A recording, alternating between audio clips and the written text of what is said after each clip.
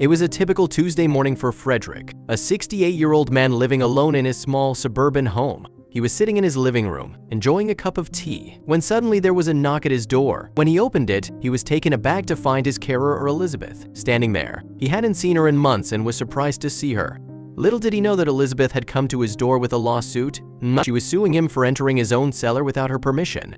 But before we start, smash the like button and make sure to subscribe if you haven't, and hit that notification bell so that you won't miss any new stories. After months of taking care of Frederick, the two had developed an intimate relationship. It seems that Elizabeth had decided to take advantage of the situation and enter Frederick's cellar without his knowledge, and she then used the contents of the cellar to her advantage, suing him for the items that she found there. Elizabeth's story was that Frederick had given her permission to enter the cellar, but Frederick vehemently denies this. He claims that he never gave her permission to enter the cellar and that she had no right to do so. Unfortunately, his word may not be enough to prove his innocence in the eyes of the law. Frederick had lived alone for many years after the passing of his wife. His children had moved away, busy with their own lives and families. The loneliness had started to take a toll on him, and his health began to decline. That's when his children decided to hire a carer to help him with his daily needs. Elizabeth was a breath of fresh air, bringing warmth and companionship to his otherwise solitary life. Elizabeth was in her early 30s, a vibrant woman with a kind heart and a compassionate nature, and she and Frederick quickly developed a bond, and over time their relationship grew beyond the professional realm. They spent hours talking, sharing stories, and enjoying each other's company. Frederick felt alive again. For the first time in years, he looked forward to each day. Their relationship took a romantic turn one rainy afternoon. Frederick had been feeling particularly down, and Elizabeth, noticing his mood, decided to cheer him up. She made him his favorite meal, and they sat together, talking and laughing. One thing led to another, and before they knew it, they had shared a kiss. From that moment on, their relationship became more intimate. Frederick trusted Elizabeth implicitly. He shared with her his deepest fears, his regrets, and his hopes. He even showed her around his house, including the cellar, which he rarely entered himself. The cellar was filled with old belongings, memories of a life once lived with his late wife. It was a sacred space for him, a place where he kept his most cherished possessions. Months passed and their relationship seemed to flourish. But unbeknownst to Frederick, Elizabeth had a hidden agenda. She had noticed the valuable items in the cellar, antiques and collectibles that Frederick had inherited from his family. She saw an opportunity to enrich herself at his expense.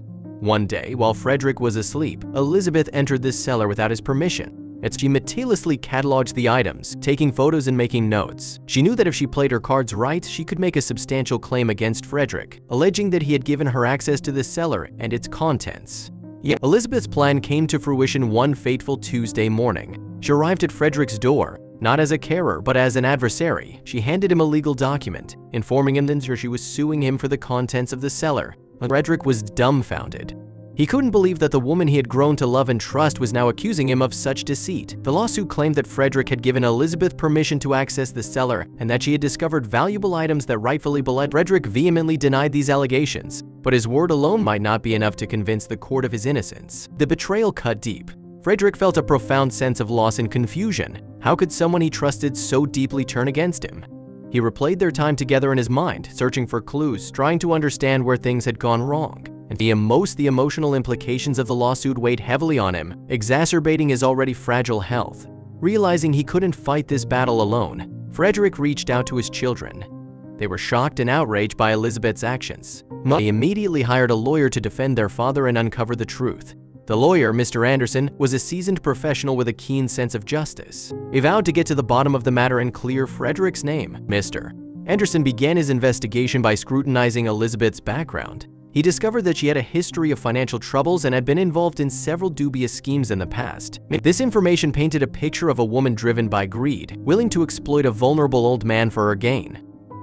Furthermore, Mr. Anderson found inconsistencies in Elizabeth's story. She claimed that Frederick had given her explicit permission to enter the cellar, but there were no witnesses to corroborate her account. On the other hand, Frederick's children and neighbors testified to his character and his unlikely nature to give such permission. The courtroom was tense as the trial began.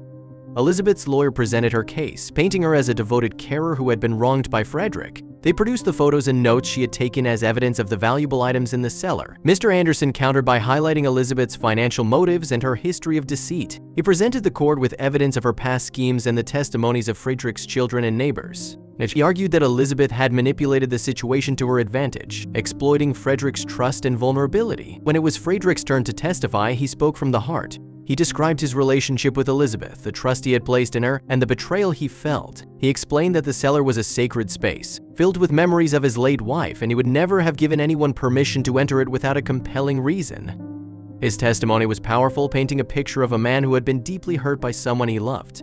The courtroom was silent as he spoke, his words resonating with everyone present.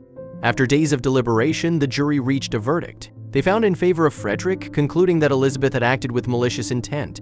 She was ordered to return any she had taken and to pay damages for the emotional distress she had caused. Mitrating, Frederick felt a wave of relief wash over him. Justice had been served, but the emotional scars remained. He had been betrayed by someone he trusted, and that wound would take time to heal. In the aftermath of the trial, Frederick decided to make some changes. He reconnected with his children, who pledged to be more involved in his life. They helped him go through the items in the cellar, sharing stories and memories of their family history. It became a healing process for them all, strengthening their bonds. Frederick also joined a local community center, where he met other seniors who had faced similar challenges. He found solace in their stories and support in their companionship.